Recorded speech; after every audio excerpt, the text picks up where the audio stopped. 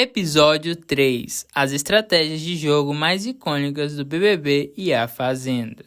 Reality show como Big Brother Brasil e A Fazenda são muito mais do que convivência e entretenimento. Eles são um verdadeiro laboratório social, onde personalidades, emoções e principalmente estratégias se encontram. E no meio desse caldeirão, é fascinante observar como cada participante tenta construir sua trajetória dentro do jogo. Mas o que realmente define uma boa estratégia? Seria a capacidade de formar alianças, de manipular sem ser percebido, ou talvez a coragem de se expor e enfrentar as consequências? No episódio de hoje, vamos explorar as estratégias mais icônicas que marcaram o BBB e a Fazenda, aquelas que ficaram para a história e mudaram os rumos de cada edição. Algumas foram geniais, outras nem tanto, mas todas foram fundamentais para que seus protagonistas alcançassem, ou não, o sucesso. Então já sabe, né? Deixe o seu like, inscreva-se no canal e ative o sininho, porque aqui a gente mergulha a fundo em tudo que movimenta o mundo dos reality shows. E quero saber, qual participante você acha que jogou melhor, seja no BBB ou em A Fazenda? Comente aqui embaixo que eu quero saber a sua opinião. As estratégias do Big Brother Brasil. O Big Brother Brasil é o maior reality show do país. E não é por acaso. Ao longo de suas mais de 2 décadas no ar, o programa revelou grandes jogadores, pessoas que entenderam a essência do jogo. Equilíbrio entre estratégia, carisma e resistência emocional. Vamos relembrar algumas das jogadas mais brilhantes e também as mais arriscadas, que marcaram a história do BBB. Domine e a força das alianças do BBB 3. Em 2003, o BBB ainda estava em seus primeiros anos, mas foi no BBB 3 que vimos uma das primeiras grandes aulas de estratégia no programa. Domine, que conquistaria o título de campeão, soube como ninguém construir alianças que garantiriam sua proteção durante grande parte do jogo. Junto com Sabrina Sato e outros aliados, Domine formou um grupo que era praticamente imbatível nas votações, mas o mais interessante foi como ele soube usar seu carisma para se aproximar das pessoas certas no momento certo. Ele entendia que mais do que ganhar provas, era preciso conquistar a confiança, ou pelo menos o voto, de quem estava ao seu redor. E o resultado dessa estratégia? Uma trajetória consistente que levou direto ao prêmio.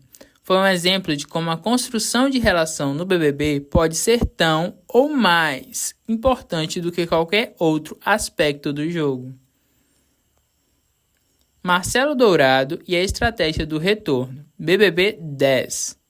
Agora vamos avançar para o BBB 10, um dos primeiros a trazer a dinâmica de ex-participantes voltando para casa.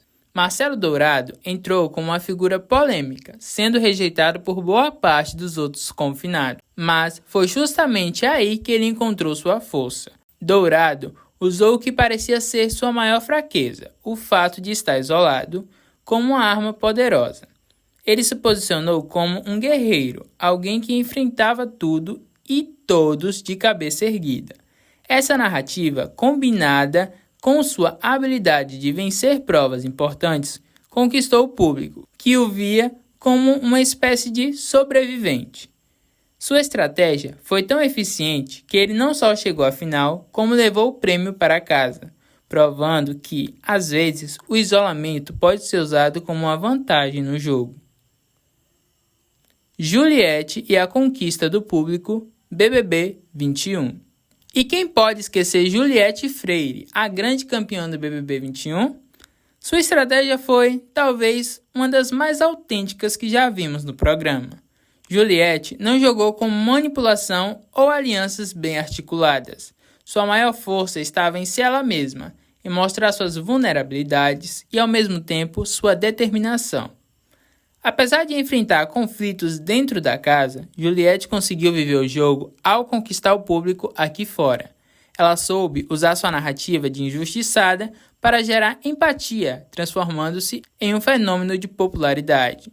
É o tipo de estratégia que não pode ser planejada, ela simplesmente acontece, e nesse caso foi perfeita. O que podemos aprender com essas histórias? Que no BBB não existe uma fórmula mágica para vencer. Cada edição traz novos desafios, e o que funciona para um jogador pode não funcionar para o outro. Mas uma coisa é certa, quem entende o público e sabe como se posicionar tem sempre uma grande vantagem. As estratégias de A Fazenda. Se no BBB as estratégias costumam ser mais sutis, em A Fazenda elas muitas vezes são escancaradas. O clima de rivalidade entre os peões, combinado com as tarefas exaustivas e o confinamento, cria um ambiente perfeito para estratégias mais diretas e muitas vezes mais ousadas. Joana Machado e a liderança assertiva em A Fazenda 4. Joana Machado foi um verdadeiro exemplo de liderança em A Fazenda 4. Desde o início, ela deixou claro que não estava ali para brincar. Joana soube assumir o controle do jogo, tanto nas provas quanto nas votações, garantindo que sua voz fosse ouvida. Sua estratégia era simples, mas eficiente. Ela liderava pelo exemplo. Ao invés de manipular, ela inspirava ou, em alguns casos, intimidava seus colegas de confinamento. Essa postura firme garantiu sua vitória e consolidou seu nome como uma das maiores jogadoras da história do reality rural. Rico Melquiades e o caos calculado, A Fazenda 13. Rico Melquiades, por outro lado, escolheu o caminho do caos. E que estratégia brilhante foi essa? Ao provocar brigas e dividir a casa, ele conseguiu ser o centro das atenções durante quase toda a temporada de A Fazenda. Mas engana-se quem pensa que Rico fazia isso sem pensar. Suas provocações eram cuidadosamente calculadas para expor os adversários e conquistar o público. E no final, ele provou que, às vezes, ser o vilão do jogo pode ser uma estratégia vencedora. O público como aliado. Tanto no BBB quanto em A Fazenda, existe um elemento que nenhum participante pode ignorar: o público.